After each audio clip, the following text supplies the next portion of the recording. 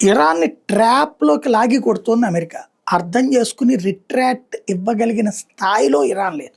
నిజంగా ఇరాన్ దగ్గర విపరీతమైనటువంటి ఆయుధాలుండి, అమెరికాని లేపేయగలిగిన శక్తి, ఇజ్రాయెల్‌ని లేపే శక్తి ఉంటే గనక ఈ పాటికి అలా చిన్న దాడి చేసుండేది కాదు. పెద్ద దాడులే. అందులో ఇప్పుడు అడ్డుకునేవాడు కూడా లేదు. ఖొమైనీ కూడా లేనప్పుడు, ముర్తజా ఖొమైనీ కూడా స్పృహలో లేనప్పుడు ఇప్పుడు కొట్టవతల పడింది. కానీ అంత సీను, అంత ఓపిక, అంత ప్లానింగు లేదు.